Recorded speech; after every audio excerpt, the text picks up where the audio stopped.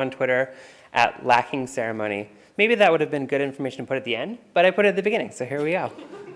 So I'm going to start by talking a little bit about how I got into role-playing games.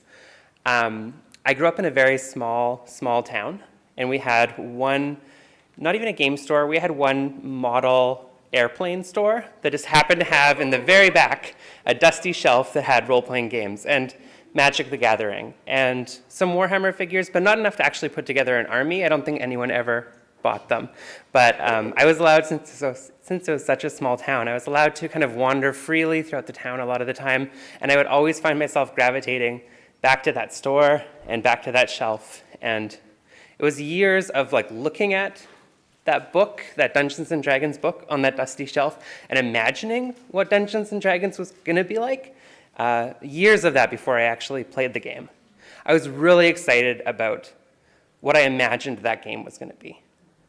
And then I sat down with my friends when I was 16, and we started to play. And after about 3 hours, we kind of just evolved into arguing about what the game was supposed to be like, and how the rules were supposed to work, and how storytelling was supposed to work, and why our friend Jared was very, very bad at being the dungeon master. So bad that Casey was like, I should be the dungeon master. And so next time we got together, we sat down, we started to play. Everyone started to argue about how the rules were supposed to work, how the game was supposed to work, what kind of story we were supposed to tell. And everyone said, Casey, you are a terrible, terrible dungeon master. And we all were terrible dungeon masters for different reasons. And so always the group rose up and kicked that dungeon master out of the throne. And the next session, someone else ran the game wrong. When it was my turn, I ran the game wrong because I tried to tell this elaborate story about like minotaurs and gnomes having a revolution about workers' rights. That's not what D&D was supposed to be about either, apparently. But I built up this game in my mind for years. I was really sold on what I was told it was going to be like, and we just never quite got there. And there's lots of groups who have played D&D and who have gotten there. Whatever the magic of that game is, they found it. We just mostly argued. But that arguing made me want to go out and figure out, like, how is this supposed to work? What is this role-playing thing supposed to be? And so for me, that led me to a website called The Forge in 2005. Are people here familiar with The Forge? Is anyone here connected to that community from long ago? Cool, a couple people. So The Forge was a design community for independent role-playing game design. And it was really exciting to me at the time because it was a community where people were designing games that were very, very specific about what they were trying to do. I was really struck by, in particular, My Life with Master was, I think, the first role-playing game that I ever held in my hands or I ever played where I was like, this is it. It was really clear about exactly what it was trying to do. You were playing a gothic horror story. It was set in the mid-1800s in a Central European town. On a dark and stormy night, you lived about two miles outside of the village. You worked for an evil master. It was very specific about exactly the tone, the story, how the story was supposed to work. It had mechanics that triggered an end game. And in comparison with that experience that I described earlier about feeling like, I'm not sure what we're supposed to do here with D&D, My Life with Master, there was no room for guessing. It was like, listen, you're going to tell exactly this story. And at the time, that was really exciting. It's really exciting to have the designer's kind of intent and vision made so clear on the page. And so that's the design community that I first got connected to. And it was actually in high school that I started designing role-playing games. I was really lucky to go to a school that, although it didn't offer much, like it only offered history every other year, it only offered math every other year, it was a very small school, but it did have this one great program called Navigator, which allowed you to design your own course. You could decide what you wanted to learn about, decide how you wanted to learn about it, decide how you wanted to prove you had learned about it, and I said, well, I'm going to publish a role-playing game. And the first semester of that course, I did not succeed at my goal because it was too ambitious, but the second semester I did. And so that game actually went to print eventually, and it was called Perfect. Has anyone here read or played Perfect? Cool. My partner. So I published Perfect in 2006.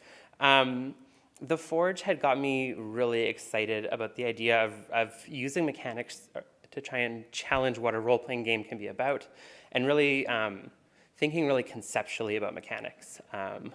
And so I set out initially with Perfect, thinking every role-playing game, you look down at your character sheet, and your character sheet tells you what you can do in this game.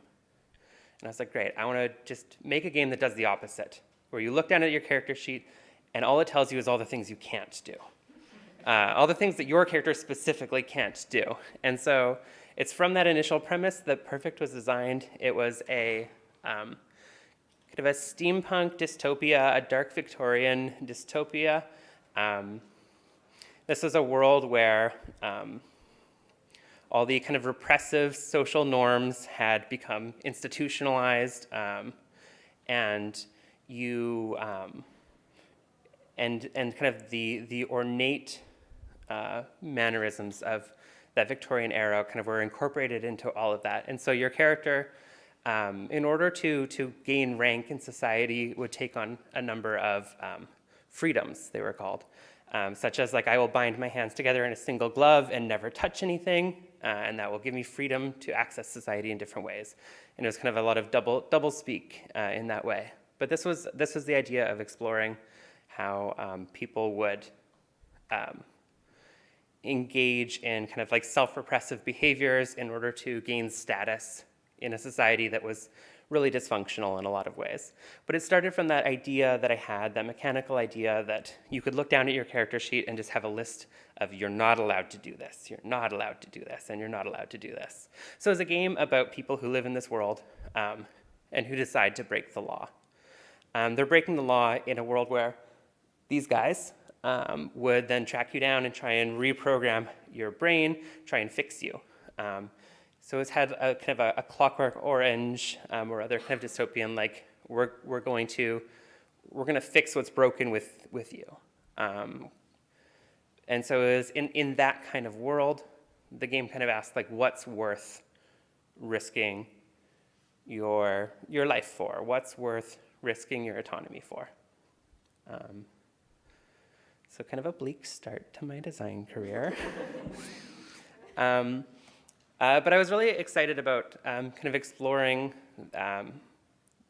design space that pushed against what we kind of commonly understand about how game mechanics and game design is supposed to work. So Perfect was about, what if when you look down at your character sheet, it tells you what you can't do? The next game that I made was Ribbon Drive, which is a game about road trips. And this pushed against kind of common thinking about mechanics and game design in a couple ways as well. The biggest one was, this was published in 2009, and in 2009, independent role-playing game design was really focused on conflict. Rather than having kind of skill checks or anything like that, a lot of games were saying, we're gonna have conflict resolution, and the entire scene is gonna build up to this conflict. And when you engage with the conflict resolution, you're gonna have like a 27-step dice rolling mechanic where you have to invoke traits and swap pools, and it's gonna be really, really elaborate because it's really exciting to resolve a conflict. And then people would be playing, and they'd be having like a really exciting role-playing moment between two characters, and someone across the table would say, but where's the conflict? And it was just very like, we have to get to the conflict. So I said I'd like to design a game where the entire point is about avoiding the conflict, never getting to the conflict. So that was kind of the starting premise for Ribbon Drive. Ribbon Drive is a role-playing game about road trips. To play, everyone brings a mixtape. Although at the time I designed it, mixtapes were kind of a technology I didn't have access to, so it was mixed CDs. Eventually I republished the game and it was playlists. At this point, I don't even know if playlists are a thing anymore. But you'd bring a mixed CD at the time that it was published. You'd shuffle the mixed CDs, which never actually happened because people did not believe that that was going to be kind to the CDs. But I like the idea that you shuffled the CDs, drew one at random, And that kicked off your road trip. The first song, you would listen to it in silence together, and then after the song ended, pause and say, so, based on that song, what's our road trip? You play the second song, pause it, and say, so, based on that, let's design our characters. And then after that, you design your characters, you'd hit play again, and you just start playing the scenes. Every time you go to frame a scene, or every time you're not sure what to say next, you kind of let the music inspire you. This was really great for people who still love that like obsessive quality of making the perfect mix CD, right? And of thinking way too deeply about like the sequencings of different songs and what a specific lyric might mean in a certain context. Like my friend Daniel, who had made mixtapes for crushes in high school, and that was his artistic expression, his best artistic expression in the world, right? Was making those mix CDs. So Ribbon Drive really spoke to him for that reason. But Ribbon Drive, it has these mixtapes that frame the play as you go. The other thing it did is that every character had two things that they believed about the future, two things that were really important to them. Like, I'm going to go to grad school. Me and Amelia are going to get married. I'm going to make it to Texas by Thursday night. You know, whatever the case might be, they have these attachments to the future. And the play of Ribbon Drive was about learning to let go of those things. You know, maybe someone has one of their futures come true and they get to circle it. That's great. That's wonderful for them. And it also means they're not the protagonist of this story. Because Ribbon Drive is ultimately building to the point where one person has let go of all of their expectations and hopes and needs for the future. And they're learning to live just in the moment, in the song, on this trip. And that's kind of the moment where it all comes together and it's like, oh, all along, you've been the protagonist. It all suddenly makes sense. It all suddenly falls into focus, which amazingly worked out. First semester, oh yeah, it'll all come together at the end. Don't worry about it, mechanic. It really did all come together at the end.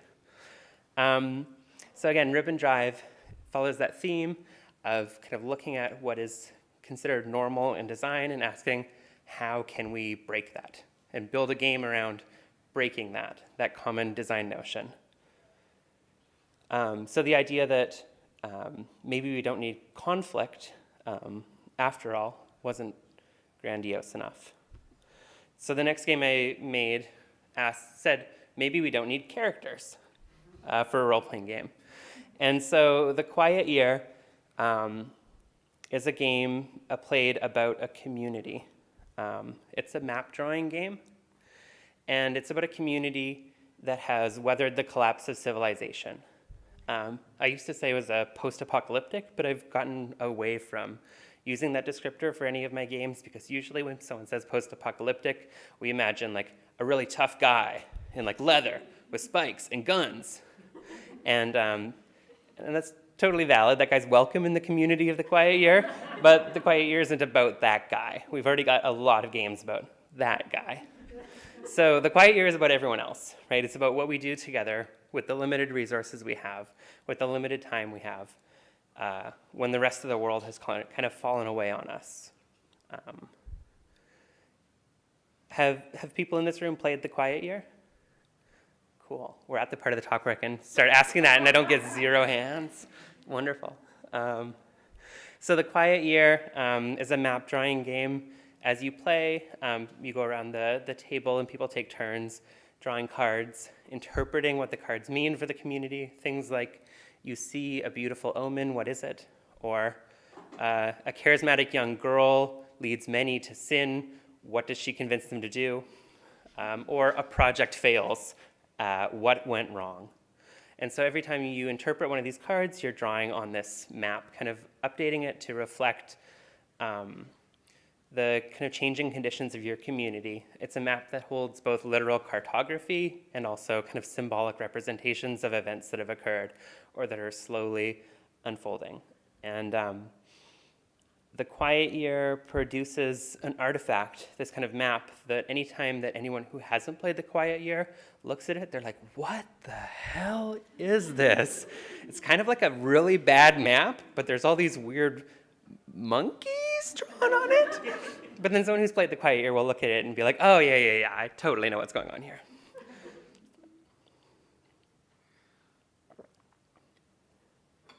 So The Quiet Year was an exploration initially into how you design games that are not about individual characters. And initially, when I started to explore that idea, I was just doing it to try and buck common design trends, right? Everything's always about important hero characters. Well, this game isn't about characters at all. There's no characters. It was a little bit flippant, I guess. But the more that I played The Quiet Year, and the more I was asked about it and asked to explain about it, the more I came to identify that in our culture we have this real fixation on heroes. This real fixation on heroes and on the idea that it is heroes that solve problems, right? It is heroes that affect change in the world. It's a really individualistic way of looking at the world. It's a really individualistic and capitalist and colonialist way of understanding history, more so than that. And the more that I kind of thought about this across the years of playing this game and others that explore the idea of not playing a single character, the more I realized that I was actually really invested in this idea of kind of challenging the individualist framing of stories and looking at different ways that role-playing games can explore agency and autonomy and change and power in more diffuse ways of understanding power as kind of relational, contextual, exchanged, situated. And so that all started with The Quiet Year. So I mentioned The Forge.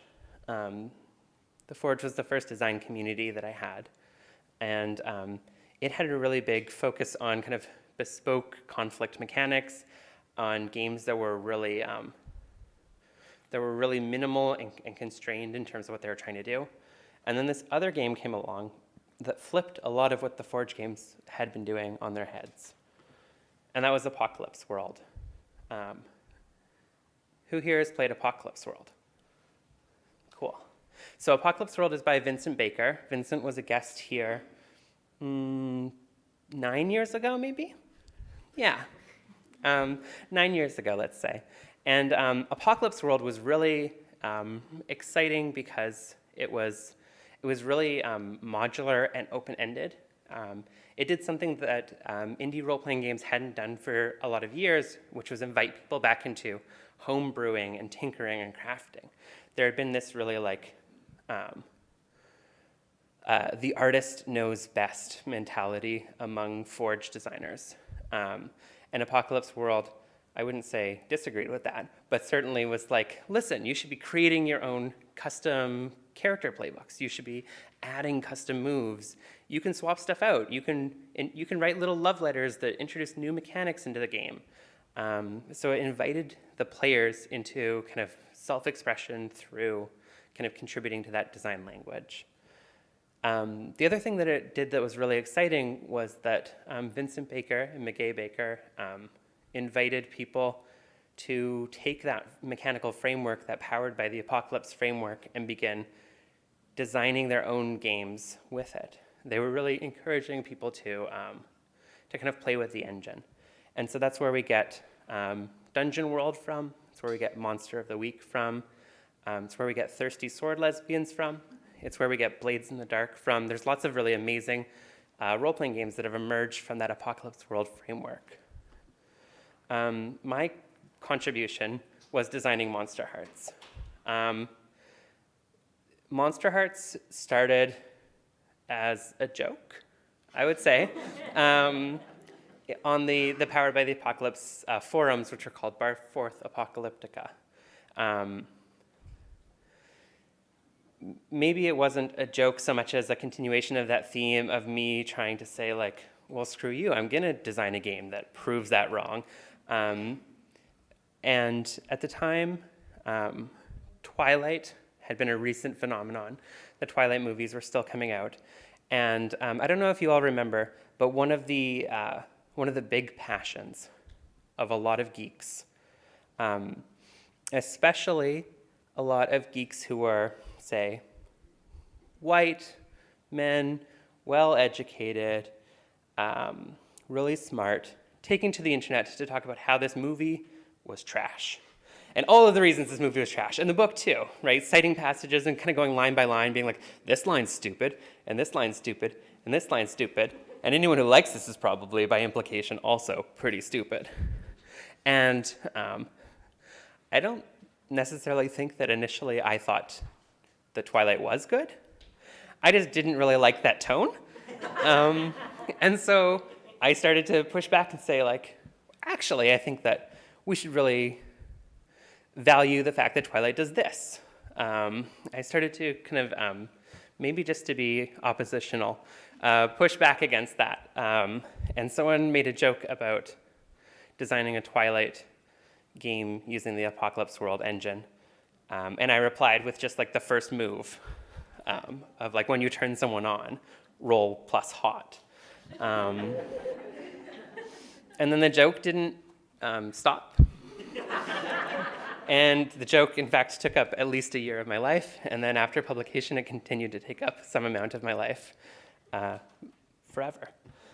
But Monsterhearts is a game about teenage monsters who have to repress and hide the fact that they are monsters. This is an allegory for queerness, for alienation, for feeling ashamed of your identity and who you are in the world. But it's also just a literal thing that is true about them, right? It's you're metaphorically a vampire, but also you have to drink people's blood.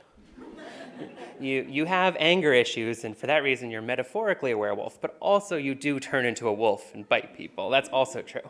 So it's an exploration of that kind of both and space, and kind of toying with like how much we're experiencing it metaphorically or literally moment to moment.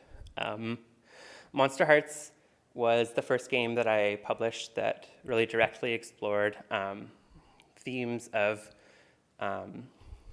romance, sexuality, desire, and shame. And it was throughout the process of writing and publishing Monsterhearts that I was coming to my own queer identity. And this kind of started in terms of how I expressed it in publishing with Monsterhearts, but it really carried through to the games that I designed after that point. And a big part of the reason why is that I discovered a lot of my own queer identity, both as a queer person and a trans person, through role-playing games. I mentioned earlier that I grew up in a really small logging town. It was not a place where I had queer role models. It was not a place where I had trans role models. What those communities looked like and who those people were really alien to me growing up. And so I didn't really have a lot of opportunities in my day-to-day life, in my youth, to kind of reflect on those potential aspects of myself. And it was through role-playing games that that process kind of started. I just so happened to play a woman character. I just so happened to play another woman character. I just so happened to play another woman character, and I just so happened to play another woman character, and eventually it started to add up. I just so happened to play a gay character one time, and then another time, and then another time, and then eventually it started to add up. So I discovered a lot of my own queer identity through play, through role-playing games specifically. Not because that's what those games were setting out to do. They weren't setting out to explore queer themes. I was kind of just jamming them in there. And then later, reflecting on that, much later, like years later, reflecting on that. But it made me want to come back to the games that I was designing and ask, like, can I design games that are intentionally queer, that are exploring queer themes, that are putting those on the table for people to consider, both queer people and also people who don't maybe know they're queer yet. And also people who just like peeking through the window of someone else's experience and being like, ooh, what's going on there? So one of the games that I designed was called A Place to Fuck Each Other. And it is a game that is inspired, I think first and foremost, by things like the L word. But it's also inspired by kind of seeing the people around me and what their lives were like. So A Place to Fuck Each Other is a game about lesbian spaces, about queer women's spaces. And it's a 3-player game. 2 people play the lovers. And the third person is just called the third. And they represent everything in the world that's kind of crowding this relationship. Every scene is about two lovers either hooking up or moving in together, and which are the two phases of any lesbian relationship, and they can happen in either order.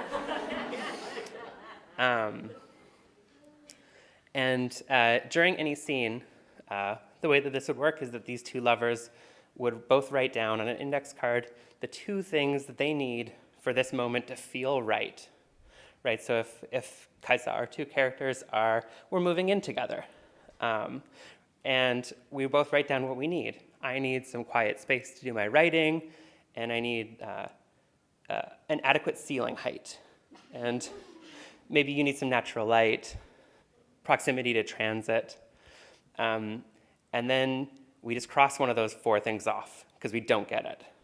And we underline one of those things because we kind of only sort of get it a little bit.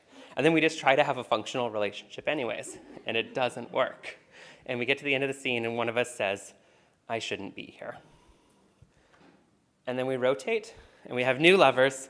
And so now, maybe one of us is the same character, but we've got another character. So now they're dating someone new. And as you continue to play, you get 7 or 8 scenes in, and suddenly everyone is everyone else's ex. Everyone is everyone else's ex-roommate or current roommate. And that causes all those relationships to continue to experience even more pressure. Which is how, again, it works in lesbian relationships. So as you play this game, you're also drawing this relationship map, and you're having to draw these additional lines between the characters and then scribble them out in new lines, and there's labels all over the place between these characters. And you form this kind of contested and shifting relationship web as you play. So this is a game that explores, in part, how queer relationships are often not given the resources they need to really thrive in the world, right? A lot of queer experiences are experiences of people trying to make do in different ways because of economic circumstance, because of kind of sociocultural circumstance.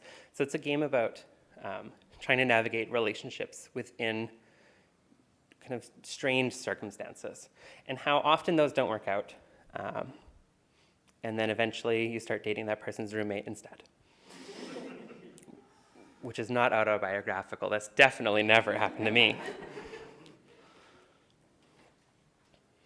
The other game I explored kind of within this thematic space, which I'm running on Sunday at noon, I believe, if anyone is interested in joining, is Dream Askew. Who here has played Dream Askew? Cool. 3 really cool people. Awesome. Dream Askew is a game about queer community weathering the collapse of civilization. So I kind of just took the themes from my previous games, kind of mashed them all together into a new one. Dream Askew is a game that is powered by the Apocalypse games, based on Apocalypse World, but it does away with the MC and it does away with dice. So it's a diceless, MC-less game that involves collaborative world building. Everyone plays both an individual character within this community and also an element of the setting. So I might play the varied scarcities of the world. Someone else might play the collapsing remnants of the internet. Someone else might play the people of immense privilege who still live within a functional society, who still have air conditioning, who still have grocery stores, who still have shopping malls. We all play different elements of the society or of the world around these characters. So similar to The Quiet Year, it sought to explore kind of interpersonal dynamics and how those shape communities. But it was really character-focused.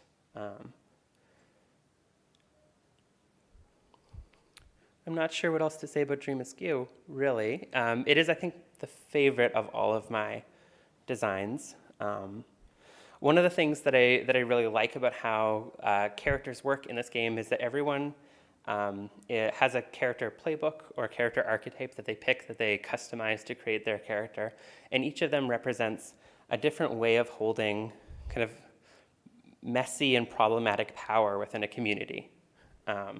So someone might play the tiger, who is kind of in charge of enforcement and protection in the community. Queer communities often have a very conflict-laden history with policing and police. often have a very conflict-laden history with the idea of protection, of neighborhood protection. And so having this tiger within the community is both a potential gift, right? Someone to protect us, and also a potential threat, right? Someone who's serving that policing role that we've had to run from throughout our lives. Similarly, there's the hawker who runs the storefront, who sources goods. We've just gotten out of the clutches of capitalism, and suddenly we have this merchant within our midst. This is potentially a really good person, right? This person's going to source things for us that we need. This person's going to hook us up with what we're looking for. But they're also bringing that transactional modality back into relationships. So Dream Askew, each of these characters has a different kind of power, something else to offer the community, but it's something that's fraught. And navigating that tension or that fraughtness is kind of part of the game. That and being stuck forever in a small community with all of your exes. A theme that recurs across much of my work for no reason at all. So I had been making, at this point, independent role-playing games solo. I'd been self-publishing them for a full decade. And I kind of looked up one day and realized that I was feeling really lonely in life. It was really exciting to be doing role-playing game design. Like, this was my childhood dream. But also, the practicalities of that job were that I was sitting alone in my basement on my computer, just working in a little silo all day, every day. It gets lonely. I'm fairly introverted. I can go a while just being self-entertained, but 10 years is a really long while. And this kind of started to shape all of the different directions that my design career went from that point. This realization that I was doing a lot of work in isolation. The first is that I started to focus more on solo role-playing games that are about the experience of being alone with yourself. I had designed 2 solo role-playing games in years previous. The first in 2011 was a game called Teen Witch, which is a game about being a teen witch. You, in this game, learn to connect with spell components, to feel their intentions, and to create spells and rehearse spells in kind of your private sanctuary. Teen Witch, in order to play Teen Witch, you need to be a teenager who is a girl and who is a witch. And the game includes instructions for becoming those things if you aren't them already. I wrote this before I realized that I was trans, somehow. The next game was in 2013, a game called Brave Sparrow, that is about the realization that you are, despite it being impossible, not actually human, that you are a sparrow. And that for reasons that are pretty complicated, I'm not going to get into them right now, you don't have your wings. But you could theoretically regrow those wings and learn to fly again. It would be very hard because for your whole life you've been led to believe you're human. You've been led to believe that your bones are solid. You've been led to believe that it would be impossible for you to fly, and you don't have any feathers. So Brave Sparrow is a game about getting those feathers and undergoing that transformation. Again, a game that I wrote before I realized I was trans somehow. So when I returned to this small body of work, I developed 2 additional games. The first is called Universal Translator, which is a game about the future, when all of us live in an intergalactic society with, we're interconnected with thousands of planets and thousands of intelligent species. There's a thriving intergalactic culture, and in order to facilitate that, all of us have a universal translator installed in our head. It's right about here. It's about this big. You can feel it right now if you want to. yeah. Um, and the game starts from the premise that the Universal Translator is really great. It's solved a lot of problems. It's made this interconnectedness possible. But the way that it makes that interconnectedness possible is by taking everything that's unfamiliar to you, all these other languages, all these other kind of visual forms that this species can take, and simplifying them down to what is familiar to you. So that you would hear what they're saying in Finnish, or in my case, in English. That I would appear to you all like a human being, because that's what's familiar and comfortable to you. But of course, we would all be different species speaking different languages. The Universal Translator would just fix that for us. And so Universal Translator is a game about trying how it feels to maybe turn off a few layers of translation and to start to see how weird the world around you actually is when you let it be that weird. And then the final game in this collection is called Good Bones. And I mentioned I got lonely. Specifically, I was dealing with depression and still am, and probably forever will be. But Good Bones is a game about depression and necromancy. It starts from the premise that if you can reanimate a skeleton and bring it back to life, and if you feel dead inside, then you should be able to reanimate your own skeleton and bring it back to life. And then if you can just have a healthy relationship to these reanimated bones, maybe it'd be easier to get back out of bed. So it's a game about reanimating your own body. So this is the collection that I put together called Variations on Your Body. I published it in 2017. A lot of these are really near and dear to me. Some of them are more playable than others. I would say a lot of them are poetic reflections expressed procedurally, but they're all to some degree a game. This is one direction that I think loneliness pushed me in terms of my design career. The other direction it pushed me in was towards connecting with other people about their game design work. And so I started doing a lot more design consulting. So over the last 3 or 4 or 5 years, I've been doing more consulting on different games. Specifically, I've worked with Evil Hat Games on the forthcoming Apocalypse Keys, on the Hugo Award-winning Thirsty Sword Lesbians. I've worked with Genesis of Legend on SIG, on After the War, and a number of others. And I worked with Possum Creek Games on the recently kickstarted Yaziba's Bed and Breakfast. These are all really cool games. I'm really lucky that when people seek me out for design consulting, it's because they like the kinds of games that I have made, which means I get hired to work on the kinds of games that I would like. That's a really fortunate part of kind of that relationship. One of the things that I've noticed is that when I was younger, game design was particularly like an outlet for expressing all the things that I felt were really important as an artist to express. And I had the immense kind of luck and privilege to get to express those things and have people receive them and connect with them and celebrate them, and to keep having that kind of platform as a designer to share the things that matter to me with the world. And after 10 or 11, maybe 12 years of that, I was like, cool, I think I've said all the things that are important to say for me as a designer, so like what's next?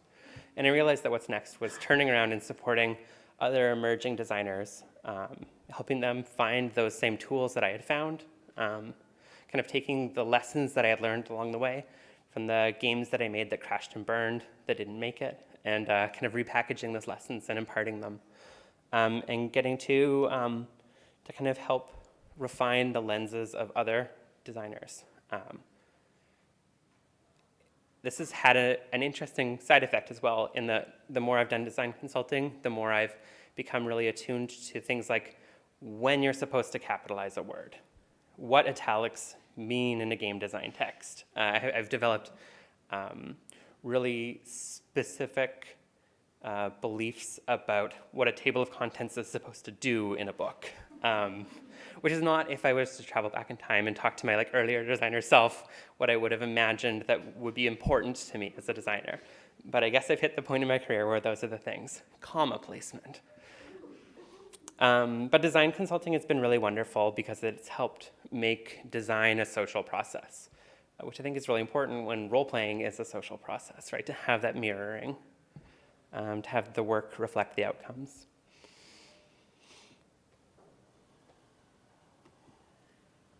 The other place that I've recently gone is to be connecting to full-time work within a larger design studio. So in April, I took on the role of senior narrative systems designer at a young studio called Possibility Space. It's really cool. I get to work with really amazing people. Liz England is my boss. I get to collaborate with Austin Walker, who's like in charge of kind of the world building of this. It's just a really amazing team. And it's been both exciting and intimidating to move out of a space that like I said, I've been designing tabletop role-playing games for 16 years. I feel really comfortable in that space. I'm sure I could just kind of phone it in at this point and I would still be successful. But I feel like I'm assured at this point that I can design tabletop role-playing games. I'm not assured at this point that I can design video games, and so this is like a really terrifying launch in a lot of ways, but it's also been really rewarding. It's been really wonderful to be part of kind of a permanent established design team. It's been really wonderful to be kind of learning new skills and new tools, and to get to kind of think about game design from an entirely different direction. And to be thinking about game design not just for 4 to 6 people around a table, but for this other medium, and I can't be more specific than that because of an NDA. But getting to collaborate with the team in a kind of sustained way has been really, really rewarding. And so that is everything that has brought me to this point here in front of you all. I'm going to talk momentarily about the other talks that I'm going to give this weekend, and then we can have a conversation for the rest of the time that we're here. So I mentioned that exploring queerness and queer community has been a really important theme throughout my design career. And the talk that I'm going to give tomorrow, starting at 1 o'clock, is called Playing Queer Characters. And we're going to explore what is involved in playing queer characters, who these stories are for, who should be sitting down at those tables to tell them, and also like what is the transformative potential involved in playing queer characters at a gaming table. And then at 3 o'clock, I'm going to be giving a talk called Exploring Community Through Play. This is a longer one, and we're going to be talking about designing role-playing games to explore community decision-making processes, community healing, negotiating kind of the tensions within a community, the legacies that linger after events have passed, and what it means to tell stories that displace the hero and instead focus on the people. I mentioned that kind of getting away from that individualistic model of telling stories has become really important to me, and so this is a way to kind of explore how that might work. So those are the 2 talks I'm going to give tomorrow. And that brings us to kind of the end of what I have written. The time is now 6:45, so we have plenty of time. Great, it's 6:45, we have plenty of time. That's wonderful. And we have time now for conversation, for questions and dialogue. We have a live microphone there to pass to anyone who wants to ask a question. Can we clap at this point? Oh, sorry, yes.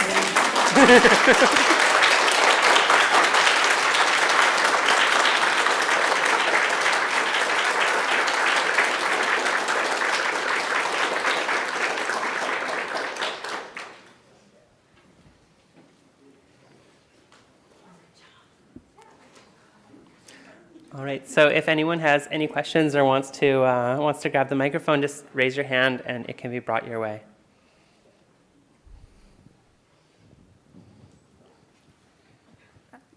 Hi,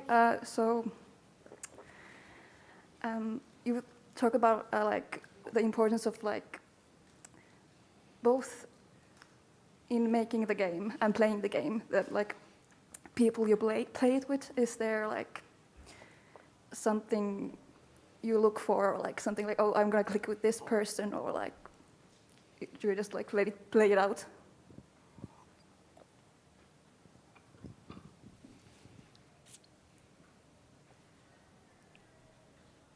I'm sorry, can you ask your question again? Yes. Both in like making the game and playing the game. Like the people who you do it with, is there like something you look for, or look for in person, or people that like I'm gonna vibe with this person? And Yeah, that's a great question. I have often worked in a fairly solo way in terms of my game design. I mentioned earlier that the kind of the design community that I was first connected to, that imparted a lot of wisdom upon me, that kind of shaped the trajectory of my design career, was the Forge. And the Forge, I think, taught me a lot of great things. It had a really specific definition of what an indie role-playing game designer was. And their definition of indie was creator-owned. But whatever the creator made, the creator owned. That was a really useful and empowering framework, but it also had this kind of side effect of leading people towards really also creator-isolated design approaches. That I was kind of like, this is my game that I own, and that kind of orientation towards game design really, I think, kept me from working with a lot of people for a very long time. I worked to kind of break that trend throughout the years in a few different ways. I mentioned A Place to Fuck Each Other. That was a game that was made with my ex. It turns out I don't recommend that game design strategy. But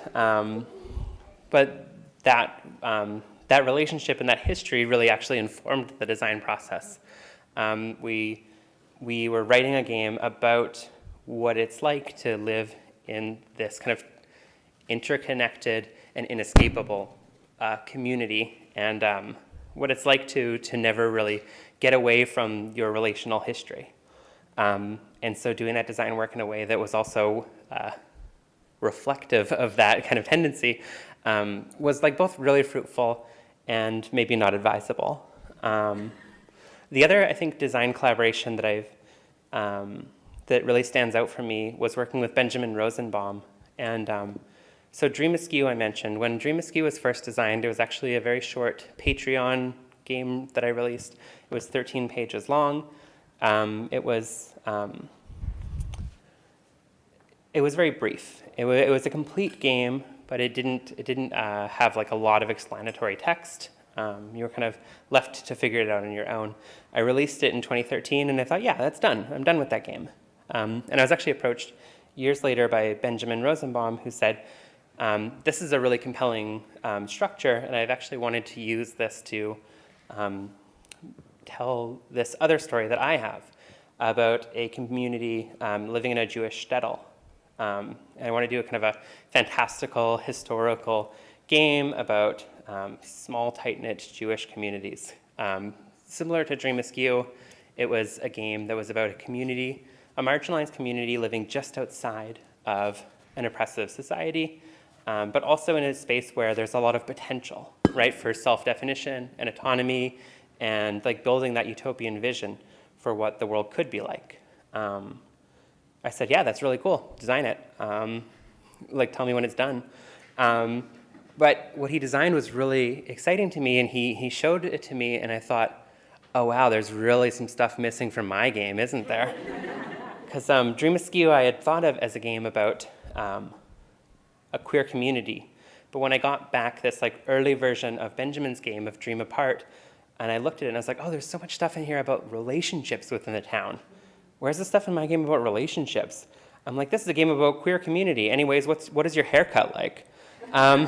Where are the relationships, right? So I ended up reworking some of the elements of my game and sending it back to him, and he said, wow, that's really cool. I'm going to steal some of these things and work it into my game and share it back to you. And so we kind of had this back and forth process that was really exciting. Because we weren't collaborating on a game, we each had our own, that kind of creator-owned thing, which gave me a feeling of safety, but also that really fruitful dialogue. And there were some design decisions that he implemented in his game that I thought, that's great for your game, but it is not for my game because of this reason. And expressing those reasons was actually really helpful in clarifying what my game was about in the first place. And so kind of having that design collaboration by contrast was really rewarding. In terms of who I play games with, in my hometown, I play games with like my dear friends. And I play games with them because they're my dear friends and not the other way around. But when I'm at conventions, when I'm at meetup groups, one of the things I actually love is sitting down with people and being really surprised by them.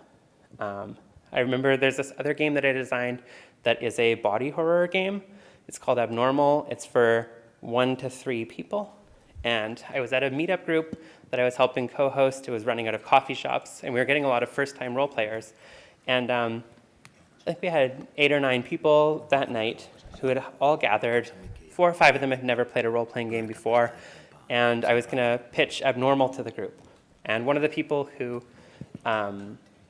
raised her hand and said she'd like to join was like the sweetest, quietest, most like normal-seeming, polite person. And I was like, oh, this is probably like not a game for you. This is a game about like weird bat orifices emerging from your body and stuff like that. Oh, okay, I guess. And we sat down, and she's like looking over the rules, and then it's in this quiet voice, she asks, so is it okay if there's like something else living inside of me? I was like, oh, cool. You're in the right game. Never mind. All those preconceived notions were wrong.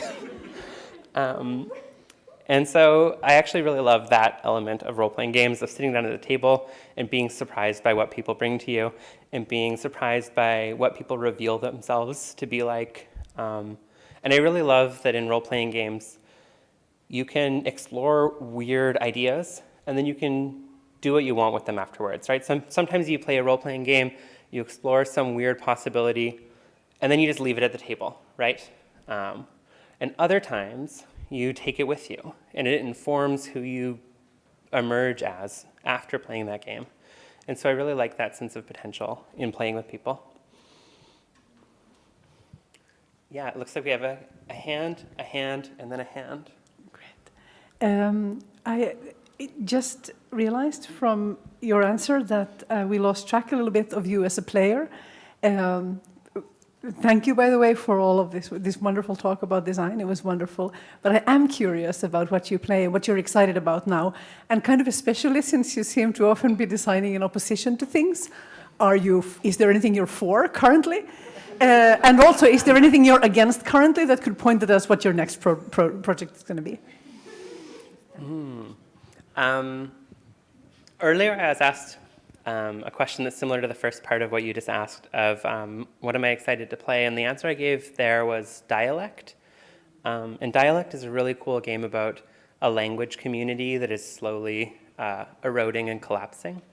And I really love this game because it is a game about a community. It is a game that is about kind of how change occurs in that community rather than really being very focused on the individuals, although you do have individual characters. I really like that you emerge from it with this like secret language, right? You emerge with these words that have deep, powerful meaning for like 3 people, which mirrors the story you're telling as well, right? Milo and I have played a game of Dialect that involved the word undelief. And now when I think about that word, I'm like, oh yeah, that complicated mix of like proletarian, like identity formation that also can like really be exclusionary and hostile and easily verge towards like like fascist worldview, and man, this is some heavy stuff, and it's like not a word at all, right? So I really love dialect. I really love games that produce something like that, some kind of like either linguistic or physical artifact. The game that I most recently did design consulting on, Yaziba's Bed and Breakfast, is a game about the group of people who end up living at this bed and breakfast in the middle of the woods in this place that doesn't really exist. And it's just it's slice of life and quirky, and you collect stickers that you get to put in your little sticker book, and you get to unlock additional chapters of this story. And the idea is it's like that novel series that you read a whole bunch of when you were 12, right? You went to the library and they had like 30 of them, but not 30 in a row. They kind of had like 1 through 5 and then 9 through 12. And so it's based on like that novel series, or like that television show that was always on when you were 7 years old and you vaguely remember what the characters are like. And I really like that it's really whimsical and quirky and sprawling. None of my design work has been sprawling. I've really focused on really kind of specific and minimal design a lot of the time. And so I really like exploring these games. They're like, oh yeah, and there's all these chapters over here, and there's secret chapters that we didn't even mention in the table of contents. And anyways, once you get 42 carrot stickers, you can unlock these other chapters. And it's just kind of rambling, and it's by J Dragon and the others at Possum Creek Games. And rambling. I really like the rambling quality of that game. I don't want to say that there's anything I dislike in games. Not while being recorded. Thank you for the excellent and very personal presentation. I wondered, as a digital game designer, I think it's very interesting how differently LARP designers and tabletop designers and digital game designers think and work. So I'd like to hear about your thoughts and experiences on switching from the basement doing story games to working in a team for digital games, I believe, in service of the capitalist system, and how you manage to bridge that gap, especially because I have a lot of friends and acquaintances who are trying to hop over the chasm, but I've never been on the other side, so I don't know how do you take that step. So could you talk a little bit about that? Yeah. Thank you. So Possibility Space is a fully distributed remote studio. So I am still in the basement, but I am a lot more connected. And it's actually really funny because a lot of the people in this studio have come from in-person studios, right, where they're in the office with hundreds of people every single day. And so a lot of them are reflecting like, wow, it's weird being so kind of isolated in my work now. And I'm like, oh no, it's the exact opposite. Like we're in meetings all the time. It's really hard to not be in control of everything in life, but also specifically in game design. And I'm learning to kind of say like, cool, that's not my decision to make. Like that's not my job.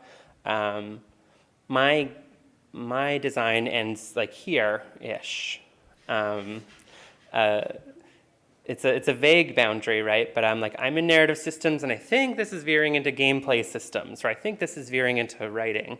And although it's hard to get over that, but I want to get to decide everything because I think I'm very smart. It's also really rewarding to be encountering so many elements of the design, and just realizing oh, I don't need to solve this problem.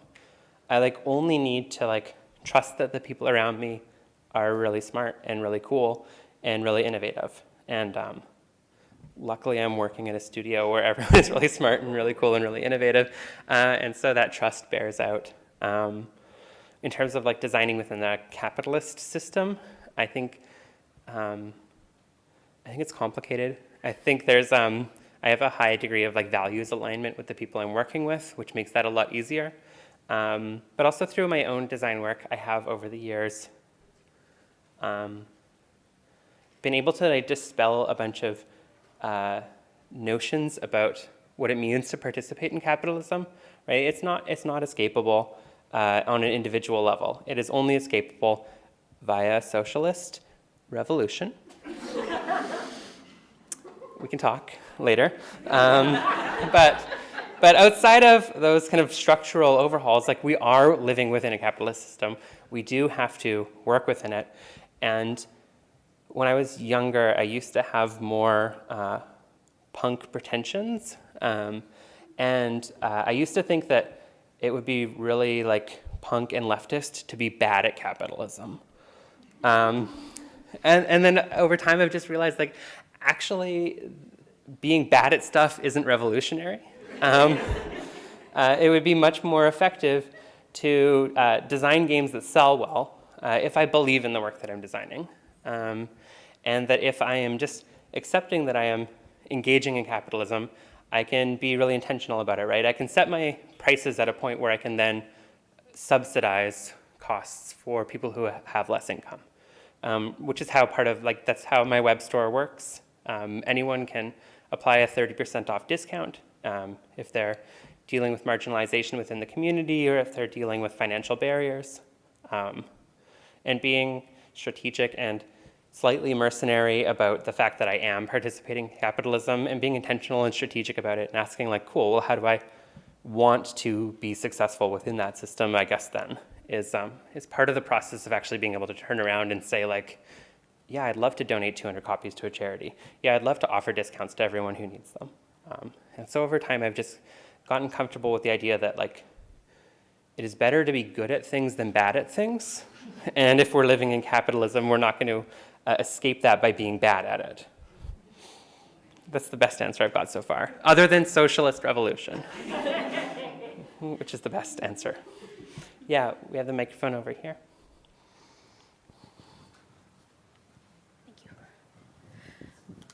So I'm very interested in what you think about people taking your work, like particularly The Quiet Year, because it's a world building, map building game, and using it to create their own stories, like using it to transform, like as a tool, essentially, your games. And like, do you have that intention to create tools? And do you like it when people sort of go off the rails and do a sort of interpretive jazz dance interpretation of your work?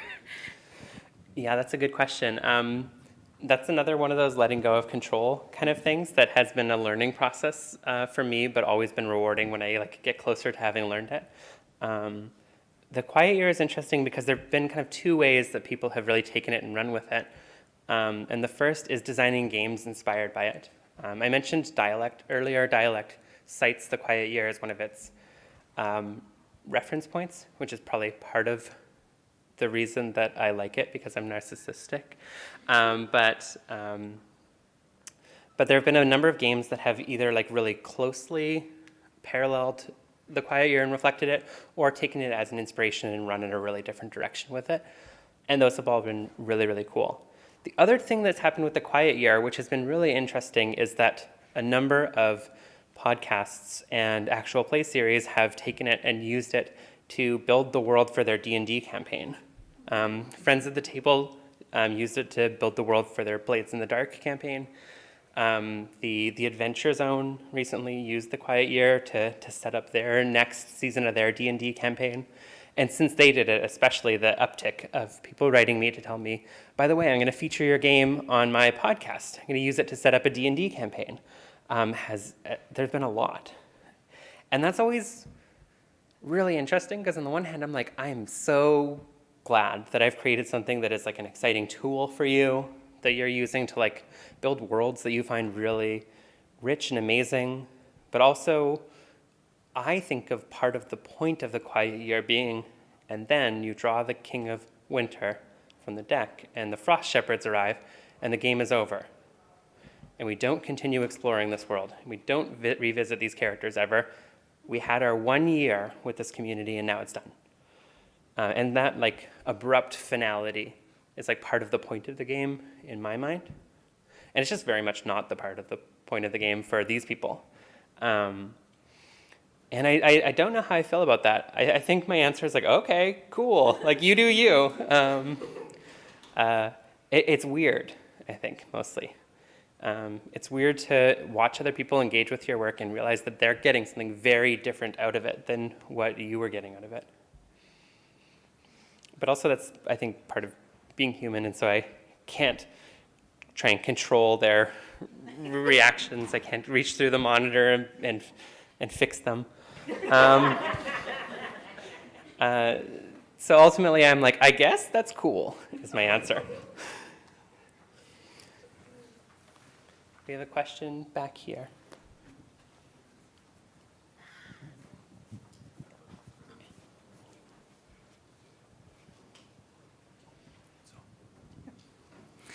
Thank you so much for the wonderful talk. I was wondering about your thoughts about games as the medium. So you mentioned something about the poetic reflections, for example, regarding the Sparrow game, which I absolutely love. And I was wondering, how do you feel about games specifically as the medium in which you work? Have you considered or wished to work in other media, or what kind of choices have you had to make your stuff fit within the games as a like form or format? Yeah, this is something I'm going to talk a little bit about in my second talk tomorrow, the one on exploring community through play. But I think that one of the things that game design does is it tells stories about how things work. Right, like a novel is really good at exploring a character's thought process and their interiority, and a movie is really good at exploring action, like what happens. And I think games are really good at exploring how things work, right? Like what is being decided when a decision is being made and what consequences occur as a result of it. Like that's, I think, what game mechanics essentially boil down to. And I haven't really been excited about working in other mediums very much because I think that question of like, what do our decisions mean? And which decisions do we make when it's all on the line? It's just like the most exciting structural question that a medium can be asking, in my opinion. And it's also, I think, the artistic medium that I have found success in making things in, and I haven't found success making things in any other medium. But I think, like, honestly, like, even if I had the means to write and direct movies, or if I had the skill to write novels, or work in any other medium, like, this one is really exciting because I think that like fundamental structural question of like, what do our decisions mean, is a really fascinating one.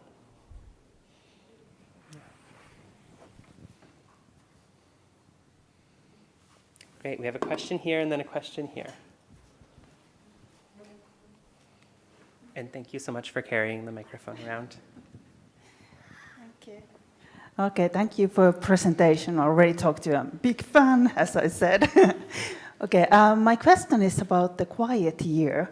I have not played the game, but what you mentioned about it brought some things to my mind. I'm an Egyptologist, so I study like history, and I'm also interested in other parts of history. So I was very interested when you mentioned about the game that it's kind of like it lets go of the idea of hero and sort of like just think like how the community develops and how it's kind of like the bigger picture of how things happen.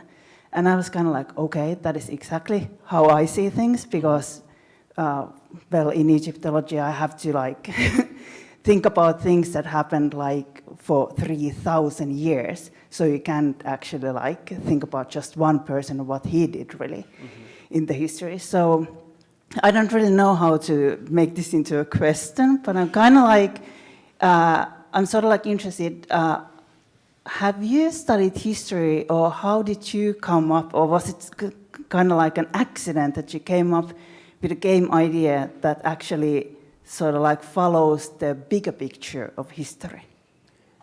Yeah, I have studied history in that I have done a degree in labor studies, so I've kind of looked at things through that kind of interdisciplinary lens of history and sociology and economics and kind of the history of the labor rights movement in specific. But that actually happened after the Quiet Year.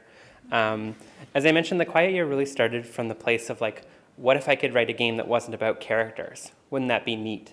And I didn't really have any analysis of why that might be important until much later, which has, I think, actually often happened in at least my design career, that I've designed a game that I needed and then years later understood why I needed it. But for me, I think that like getting away from that really individualistic framing of how change happens and how power is exchanged, getting away from like that kind of like great men of history conception of change and of progress, and exploring like how social ties and kind of relational economies shape the world has been really important to me. And certainly my studies like in labor studies and in feminist theory have really kind of reinforced what started out, I think, as an impressionistic belief, I guess. Yeah.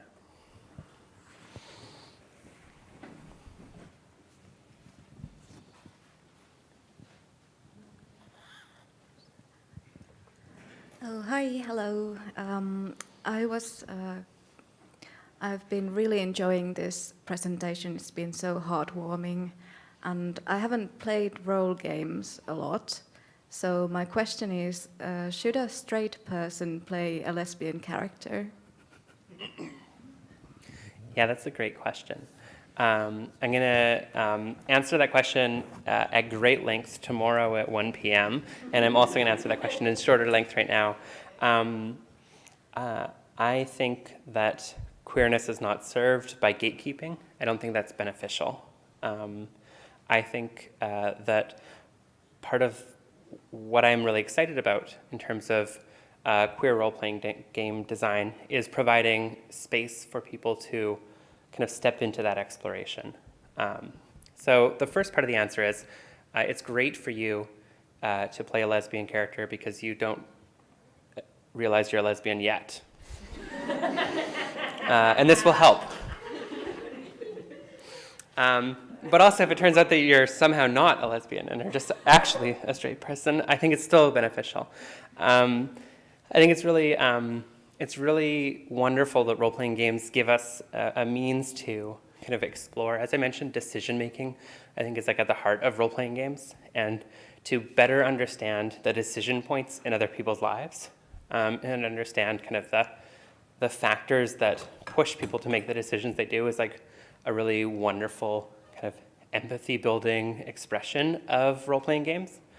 And so I think it's wonderful for people to play characters that are unlike themselves, and to explore characters who are unlike themselves, and maybe kind of learn something through that experience. But also, I think it's just wonderful to do that because then we have stories that are rich and diverse and interesting. I think there is a risk in playing characters who are unlike yourself, especially when they come from marginalized backgrounds. I think that we can develop a false understanding of what those people's decisions are like and what their lives are like. And so I think part of how we respond to that risk is trying to leave the game with more questions than answers, right? If you play a role-playing game as a queer character, as a Black character, as an immigrant character, it's great to leave that role-playing game and kind of seek out the truth of those things, right?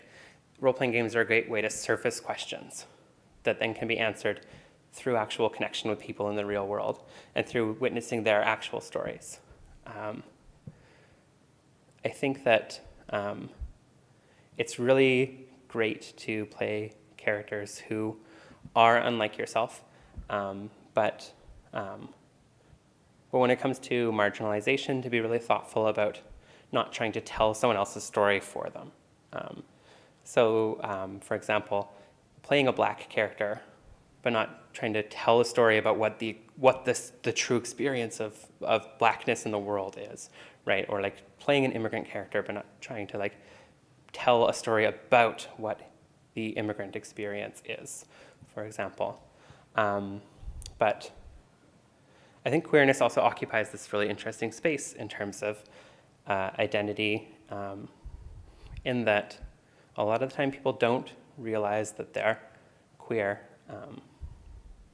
for a long time. And and testing those waters in a creative space, in a space where we're all just telling a story. Right? This is all just fictional.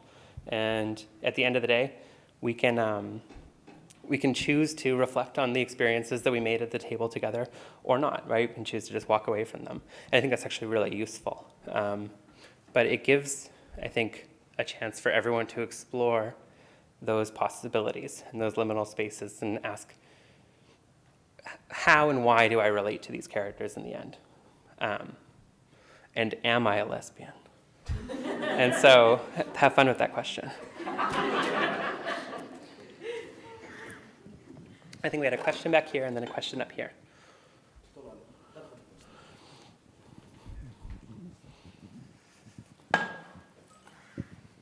Yes, thank you for interesting show.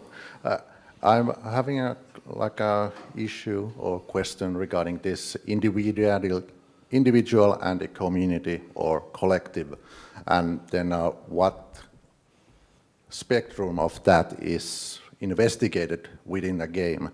So could it be possible in a way that these tools within these games are more or less universally applied, but you just choose your focus, whether it is an individual or a community, whether it is your needs or your sounds in your head or whatever that are building up to you or whatever in an individual level, and in the same way like how the collective works and such. Could that be could that kind of, let's say, take would be that in any kind of realistic take, or it is a false notion that there are forces in play that do not act upon those mechanisms that you could take from a single game and just change the focus? What's your take on that? Or is it even possible? Yeah, so I think that part of the experience that happens at the table is what the designer intended and the designer designed for and the designer expected. And part of it is always emergent, right? It's something that a designer probably could never have predicted. And I mentioned that in my early design career, I was really informed by the Forge in particular, which was very kind of designer intent specific. Which produced really wonderful experiences, but it's also true that people have been for decades and decades sitting down to play Dungeons and Dragons and telling wildly different stories, right? And some of those people sit down to play Dungeons and Dragons and they tell stories about intergenerational histories and legacies. They tell romance stories. They tell deeply existential and personal stories. They tell stories about killing dragons, right? But there's such a wide range of what can happen with a game when you sit down at the table, and so partially I think that no matter what game gets designed, different play groups will explore it differently, and some of them will explore really kind of individual character narratives and explorations of character. And other groups will explore more world building and more kind of community dynamics. That'll happen regardless of the mechanics. I also think it's possible to have mechanics that are really intentional about pivoting and about manipulating those sliders, kind of moving between individual and structural or individual and community themes. Dream Askew does that a little bit in terms of having everyone play an individual character, but also play a setting element. And there are times when I sit down to play that game and the setting elements almost don't come up at all. It's very focused on those four characters, their relationships, their drama. And there's other times where those setting elements are really focal. And it's almost like a world building game that happens to have a couple characters at the center of it. But I think that I've rarely seen games that intentionally play with that spectrum, or that move between kind of those different focuses, the individual and the societal. And I think that would be really cool. I think there's a lot of really untapped inspiration there. I don't know if I answered your question. I kind of just talked around the themes, but.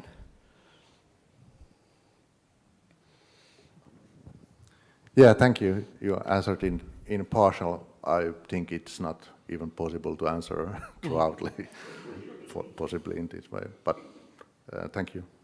Thank you.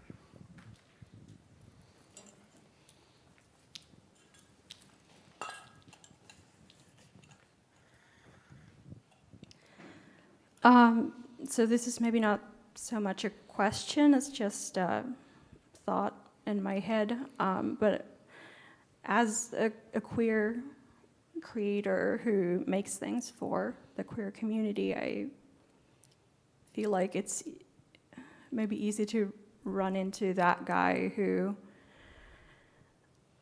doesn't understand things and is very focused on the question of like, oh well, is this queer community of yours big enough for you to be able to make something that's successful or marketable? And I'm not interested in like having a discussion with that guy, but it's something that I have been thinking about and struggling to sort of put into words, like why that is so nonsensical and depressing. And I wonder if you have any thoughts about that.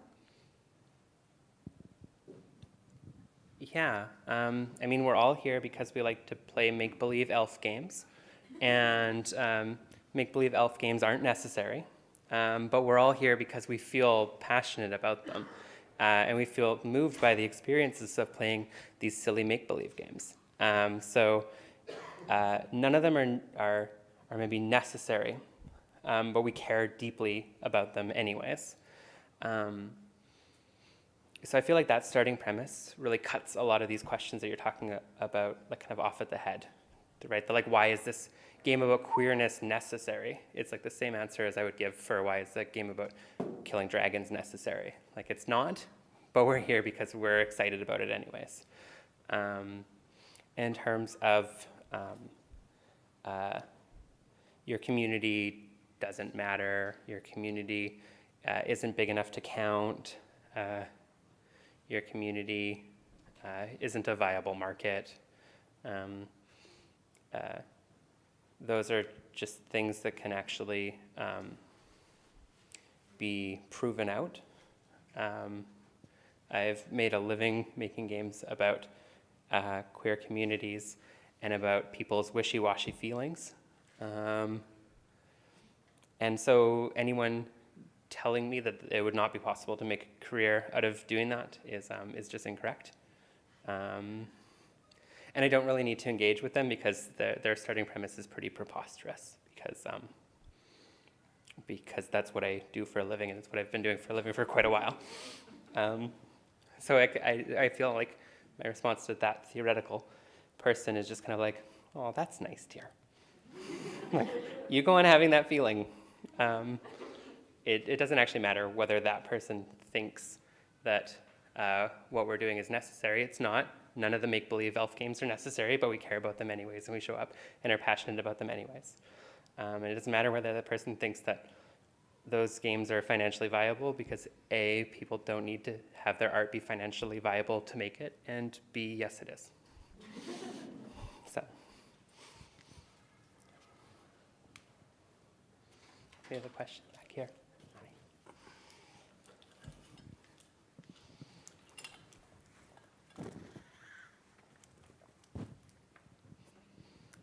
Okay, let me get my fangirly out of the way just for a second, because I'm like, you're my favorite designer, so let's get that out of my system. I was curious, you talked about some examples of people who have, used your game to inspire other games. I was wondering to what extent that extends to other queer designers and other queer games, because you're kind of creating this possibility space, no pun intended, for people to imagine different ways of relating through play. So I was curious, like, what has been spawned as a result of your designs?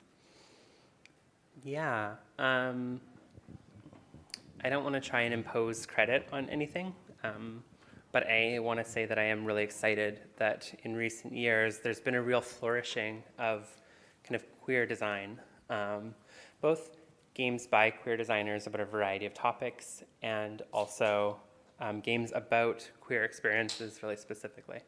I think it's really great that there are queer designers who are like making games about being tough knights who kill dragons that have nothing to do with queerness, right? Their identity as queer designers is incidental to the work that they're producing. And then on the other end of a kind of a spectrum, there's queer designers whose work is all about just being gay and what being gay is like. And I think that the fact that there's such a range within kind of that space that queer designers are opening up, that that no one is being kind of pigeonholed into just being forced to write one topic, I think is really great. So yeah, I've seen a real flourishing in terms of kind of queer design work that is occurring. A lot of that has been thanks to, I think, platforms like itch.io and other kind of low barrier publishing platforms. We talked a second ago about how games don't have to be financially viable for them to be relevant. And I think that, like, compared to where the publishing industry was 15 or 20 years ago, there's a lot more options. It's possible to get your game out there in front of thousands of people on like a $2 budget. It's also possible to use crowdfunding to raise, you know, a big budget to fund your game, even if you don't have money in your bank account to begin with. So I think that the proliferation of more accessible, low-barrier tools has really helped that flourishing of queer design. A lot of it has happened on sites like itch.io I mentioned, but then also there's been more kind of catapulting into the mainstream of games that I've seen. Thirsty Sword Lesbians just won a Hugo for game writing. It's I believe it's the second ever Hugo for game writing. It's the first one ever won by a tabletop role-playing game. It's real gay. It's got lesbians right on the title. And the fact that there are games that are getting platformed in that bigger way, I think is really wonderful, and it really complements kind of the more scrappy DIY designs that are occurring. Thirsty Sword Lesbians was design consulted by me, and so I feel very proud about the fact that it's getting accolades. I like don't win awards, but the games that I consult on, or the games that list me as like an inspiration, win awards. So I like take that one step removed. Applause, that's nice. But yeah, I think there's been really amazing things happening in terms of queer designers feeling empowered to talk about their experiences, both experiences of queerness and also just designing games about whatever they feel like. And some of those in particular, I really love We Write Private Cathedrals by Ben Roswell. I really love Thirsty Sword Lesbians by April Walsh. I really love everything being done by Possum Creek Games. So.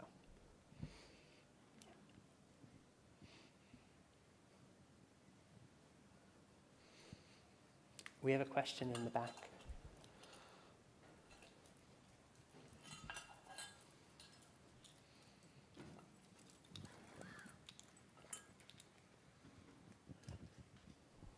We apologize, but we weren't here from the start, so... I can start over if you'd like.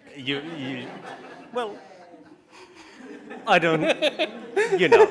But we have a counter question to the answer you gave to the heterosexual playing a lesbian.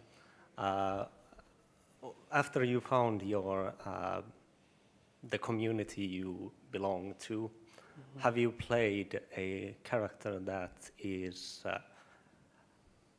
the complete opposite of your own community? And what did you find about yourself after that? Yeah, that's a really great question. I mean, complete opposite is really hard to figure out but I've definitely played characters that are unlike myself, and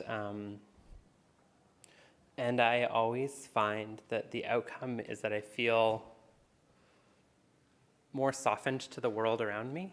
more like open to discovering what other people's experiences are like. I mentioned earlier that I often don't use the word post-apocalyptic to describe the games that I write, because often that conjures to mind like the tough guy with the stubble and the leather and the spikes and the guns and he kills people. And I kind of say that like mockingly, but anytime I sit down and I'm like, okay, I'm gonna play the tough guy for once, I walk away from that being like, wow, he really had to like bottle up a lot of his experience in order to be strong for others, and fuck, like that's hard, man. How do people do that? And so anytime I go in, regardless of what I'm going in expecting I'm going to get out of that experience, I get out of it like a softening and a curiosity. And so, yeah, it's always exciting to play characters who are different than you and to discover what that actually means rather than what you suppose it means.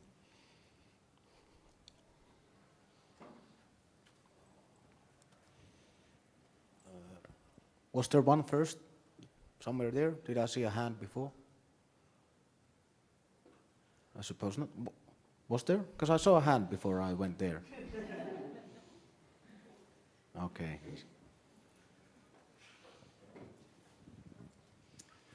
Thank you so much for this, and thank you for all the amazing games. Over your design career, have you picked up certain ways you work or specific questions you always ask in the design process, or when starting on a new game or finishing it?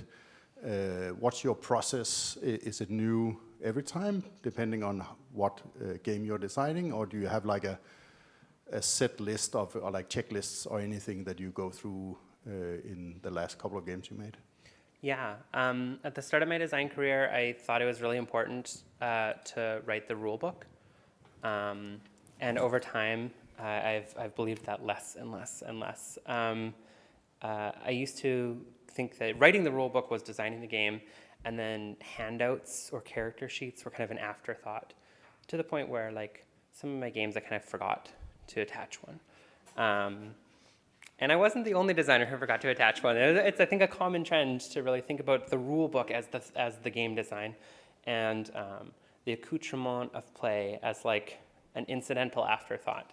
But the more I've played and the more I've designed, the more I've like come to the realization that when you sit down to a table and you play, like no one's really reading the rule book, right? Like we're engaging with whatever is actually in front of us, with whatever we get to touch and manipulate and circle and write on, whatever we get to add to our number to get a bigger number. Like those are actually what playing the game means. And so more and more I have had a design approach that is really focused on what actually sits in front of us at the table. Like designing the character sheet and the reference page, and actually sitting down at the table and moving the tokens around and trying to have the tokens and the dice be as close to what I'm going to have in that final product as possible. And I've noticed that writing the rule book is happening later and later and later in the design process, to the point where I want everything that is in front of players at the table to be so self-evident that they almost teach the game themselves. And the book should be good too. The book should be really clear, really well structured. But I want to already know exactly what happens at the table and exactly what you say to players. And when someone says, what does that stat mean? To know exactly the answer that will be said by every game master at every table, because people have already been saying it for a while. I want to know all that stuff before I start to write the rule book, because games are about what you touch and what you say. So I think that's been the biggest shift. So therefore I start my design process usually with Sharpie on index cards. I design from a materials first kind of orientation. I leave writing down the actual paragraphs of rules and paragraphs of explanatory text as long as possible, so that it is the clearest when I actually commit it to the page. So yeah, that's kind of the shift in my design approach.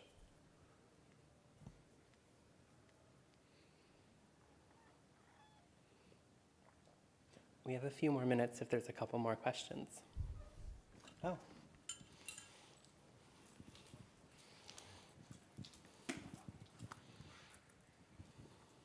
Hi, it's me. Your Hi, biggest Milo. fan. Yeah, I was just inspired by the last couple questions. It made me remember one of my favorite parts of Dream Askew, and witnessing your process in writing it was when you were trying to think of a really good post-apocalyptic recipe to put in the book. And technically it is a rule that you are supposed to eat it while you play the game. And so I'm just thinking about that, about all of those kinds of like additional ways that we like add flavor to playing games other than technically playing the game. And one of the other questions made me think as well about belonging outside belonging, and how there's this really fascinating thing happening with Dream Askew and Dream Apart around how you are creating a hack of Apocalypse World, which is then created a new system which is welcoming people to hack it, right? And kind of like creating this inception of different kind of design systems. And so, yeah, can you talk about food and belonging? Yeah, I love food and belonging. The first role-playing game that I ever encountered that had that talked about food as something that happens at the game table was Mr. Robed Gate, published by Shreyas Sampat in 2009. And Mr. Robed Gate is like a art house kung fu movie game. It is really like ritualistic. Part of the game is that you have like a knife that is sheathed, that is wrapped in beautiful cloth, and that as the game goes on, there's two types of violence that can happen, right? There's like cool kung fu wire work fight scenes, and those happen with like a totally different system. And then there's like intimate, personal, symbolic, serious violence, and that happens through the knife ritual, where there's certain things you can't say in the game, and you kind of can slowly unfurl the cloth to reveal the sheath, and then at some point someone else can unsheath the knife, and eventually you get to the point where someone stabs your character sheet and you are dead. And this kind of like kind of tone and this really aesthetic, rich design sensibility permeated the text, and it included notes on preparing tea for the game, notes on what to serve, in what order to serve the various dishes in, notes on what the atmosphere of the room should be like when you clear the plates and begin to play. Because you can't just like show up and be like, cool, so how do we feel about Mr. Robed Gate? Like, it won't work. You have to have the right tone in the room. And you have to use food, and you have to use human connection to create that tone. And then when the room is right, then you play Mr. Robed Gate. This like blew my mind. It was so exciting. Food's really important to me. It's like a really big part of connecting with people. Connecting with people is a really important part of role-playing games. Ergo, food is a really important part of role-playing games. And this game really had a big impact on what I imagined role-playing game design was and what I imagined it included. And so Dream Askew includes a recipe. In homage to that, it is a recipe that is written such that if electricity is no longer a thing and supermarkets are no longer a thing, you can still follow the recipe to prepare food for your friends, in reflection of the post-apocalyptic theme of the game. And belonging is a big topic. What was your question about that? Belonging outside belonging, being a hack of Apocalypse, powered by the Apocalypse games, and then seeing games which are now kind of like a few steps along in that process. Yeah, one of the big focuses of game design that emerged from the Forge was really bespoke games, really like artist-created games. And this was kind of a response and pushback to the trend at the time of like D20 system games that kind of just were just like cloning the same system over and over again and kind of slapping different themes and different images onto it. And the Forge designers said like, no, like your mechanics matter. Your mechanics tell a story. Your mechanics should be wed to your themes. They should be specific and bespoke. And that was really great for some people.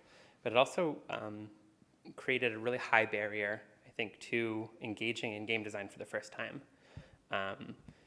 If every game needs to have totally bespoke mechanics, and it needs to be completely self-realized and completely creator-owned, then only people who have a really high degree of confidence and a really large amount of recreational time can make games. And this kind of trend that I think started with Apocalypse World within the indie game design space towards really encouraging people to be like, no, like game design is whenever you you tinker, whenever you rip apart mechanics and put them back together different, has been really fruitful in terms of like lowering the barrier and inviting people into that design space. And we often call them like hacks, which I think started as a pejorative and now has just become a fairly neutral word in that like Monsterhearts is a hack of a game, Blades in the Dark is a hack of a game. But it's really interesting to see like this is a 5th generation Apocalypse World descendant, and that there are games that are inspired by other games that are forged in the dark, which is to say that they're based on Blades in the Dark, which is based on Apocalypse World, though very far removed. And I think that's really cool, that there's that level of exchange and kind of interconnection happening, whereas it wasn't in my design circles 10 years ago, 13 years ago.